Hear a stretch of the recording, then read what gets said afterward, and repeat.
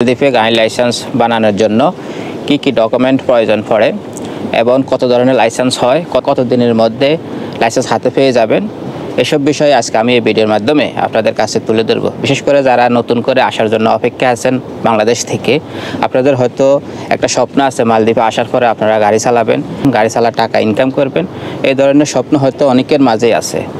তো যারা এই ধরনের স্বপ্ন নিয়ে এখনও অপেক্ষা করতেছেন মালদ্বীপে আসার জন্য, আপনাদের উদ্দেশ্য এই ভিডিওটা। তো আপনারা ধৈর্য সহকারে ভিডিও শেষ পর্যন্ত দেখতে থাকুন। ভিডিও শেষ পর্যন্ত দেখলে আপনারা বুঝতে পারবেন কী কী ডকুমেন্ট প্রয়োজন পড়ে এবং কত দিনের মধ্যে আপনারা লাইসেন্স হাতে পেয়ে যাবেন, কত ধরনের লাইসেন্স A to Z আপনারা এই ভিডিওর মাধ্যমে জানতে পারবেন। তো চলুন শুরু করা যাক।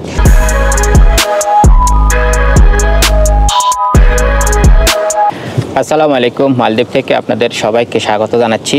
সাধারণত এই দেশকে আমরা সমুদ্র আর রিসোর্টের দেশ হিসেবে জানি, আর এই দেশে বিভিন্ন দেশ থেকে আসা অনেক নাগরিক কাজ করতেছে, বসবাস করতেছে। তার মাঝে আমাদের বাংলাদেশেরও এখানে প্রায় 1 লক্ষের উপরে বাংলাদেশিরা আছে, এখানে বসবাস করতেছে, কাজ করতেছে, টাকা ইনকাম করতেছে। এখন অনেকেই নতুন করে আসার জন্য অপেক্ষা আছেন, অনেকে এখানে গাড়ি চালায় টাকা ইনকাম করতেছে, অনেক ধরনের অনেক কাজ করে টাকা ইনকাম করতেছে। তো যারা গাড়ি চালায় টাকা ইনকাম করতেছে, গাড়ি চালাতে হলে অবশ্যই লাইসেন্সের প্রয়োজন। তো আপনারা যারা নতুন করে এখানে আসবেন, গাড়ি চালাবেন, লাইসেন্সটা অত্যন্ত খুবই প্রয়োজন। লাইসেন্স ছাড়া একদম সম্ভব না এই দেশে গাড়ি চালানো। তো মূলত এই দেশের 3 ধরনের লাইসেন্স প্রচলিত, আপনাদেরকে আমি দাফে দাফে বলে দিব এই ধরনগুলি। প্রথম ধরনটা হচ্ছে মোটরসাইকেল লাইসেন্স। আপনারা জেনে খুবই অবাক হবেন, এই দেশে এতটাই মোটরসাইকেল আছে যে এই দেশের মোটরসাইকেলকে প্রধান যানবাহন হিসাবে ধরে। প্রধান যানবাহন হচ্ছে মোটরসাইকেল। তো এই মোটরসাইকেলে করে আমাদের অনেক বাংলাদেশি ভাইরা আছে বা অন্যান্য দেশ থেকে আসা আরও যে নাগরিকরা আছে, তারাও মোটরসাইকেলে করে ফুড ডেলিভারি করে। মোটরসাইকেল চালাইতে হলে অবশ্যই মোটরসাইকেলের লাইসেন্স প্রয়োজন। হয়তো অনেকে এখন আমার এই ভিডিওটা দেখে অনেকের মাথায় নতুন করে স্বপ্ন জাগবে, আপনারা এখানে এসে ফুড ডেলিভারি করবেন মোটরসাইকেলে করে। হ্যাঁ, পারবেন, সমস্যা নাই। আপনারা যদি এখানে এসে মোটরসাইকেল দিয়ে ফুড ডেলিভারি করতে পারবেন, সমস্যা নাই। তবে মোটরসাইকেলের লাইসেন্স প্রয়োজন হবে।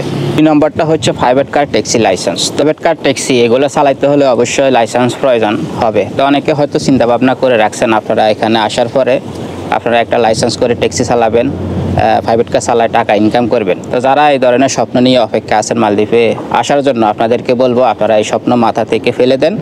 এই কারণে বলছি, কোনো দেশের নাগরিক এই দেশে আইসা ট্যাক্সি চালায় অথবা প্রাইভেট কার চালায় টাকা ইনকাম করা যায় না। এই দেশের সরকার এই ধরনের সুযোগ সুবিধা কোনো দেশের নাগরিকের জন্য রাখে নাই। তবে হ্যাঁ, আপনারা ট্যাক্সি চালাইতে পারবেন, প্রাইভেট কার চালাইতে পারবেন, কোনো অসুবিধা হবে না। তবে আপনারা যে কোনো একজন কোম্পানির মাধ্যমে অথবা যে কোনো একজন বসের মাধ্যমে বা ম্যাডামের মাধ্যমে, টোটালি যে কোনো একজন কোম্পানির মাধ্যমে আপনারা ট্যাক্সিগুলো অথবা প্রাইভেট কারগুলো চালাইতে পারবেন।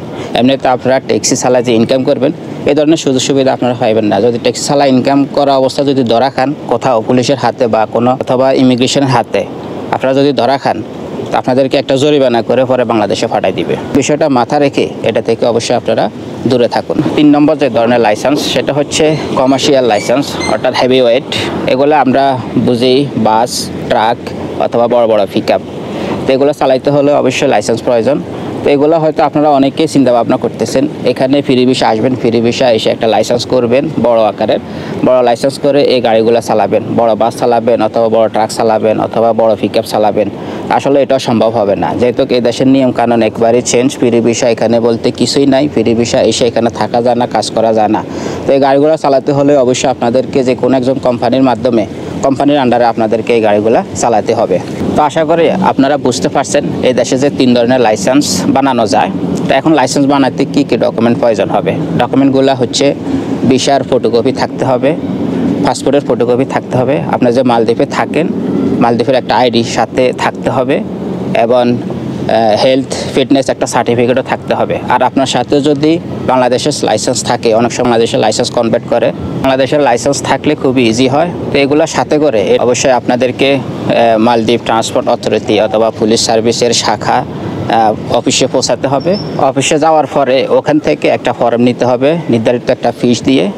ফর্ম নেওয়ার পরে ও ফর্মটা পূরণ করতে হবে এবং ফর্মের সাথে সব ডকুমেন্ট একই সাথে করে সাবমিট করতে হবে। সাবমিট করার পরে ওখান থেকে আপনাদেরকে একটা ডেট দিবে। ওই ডেটটা হচ্ছে প্র্যাকটিক্যালি টেস্ট। তো যাদের ড্রাইভিং জানা আছে, গাড়ি চালাইতে পারেন, তাদের জন্য তেমন একটা অসুবিধা হবে না। আর যারা ড্রাইভিং জানে না, গাড়ি চালাইতে জানে না, তাদের জন্য এই টেস্টটা হইতে পারে 2 ডেট অথবা 3টা অথবা 4টা, যতক্ষণ না পর্যন্ত আপনি গাড়ি না চালাইতে পারবেন, যতক্ষণ না পর্যন্ত আপনি নিয়ম কানুন বুঝতে না পারবেন, ততক্ষণ পর্যন্ত আপনার প্র্যাকটিক্যালি টেস্ট তারা দিতেই থাকবে। যখন দেখবে পরিপূর্ণভাবে আপনার সাকসেস, তখন আপনাকে লাইসেন্স দিয়ে দিবে তারা। সব কিছু ঠিকঠাক থাকলে আপনারা 2 থেকে 3 মাসের মধ্যে আপনার লাইসেন্স হাতে পেয়ে যাবেন। এখন খরচের বিষয়টা হচ্ছে আলাদা। আপনি কোন ধরনের লাইসেন্স বানাবেন? কি মোটরসাইকেল লাইসেন্স বানালে এক ধরনের খরচ হবে, অথবা প্রাইভেট কার, ট্যাক্সি, এটা আরেক ধরনের হইতে পারে খরচ, অথবা আপনার বাস, ট্রাক, বড় বড় পিকআপ, এটাও আরেক ধরনের খরচ হইতে পারে। তো আপনি কোন ধরনের লাইসেন্স বানাবেন সেই ধরনটা বুঝিয়ে আপনার টাকা খরচ হবে। তো আশা করি আপনারা সবাই বুঝতে পারছেন। সবাই ভালো থাকবেন। আল্লাহ হাফেজ।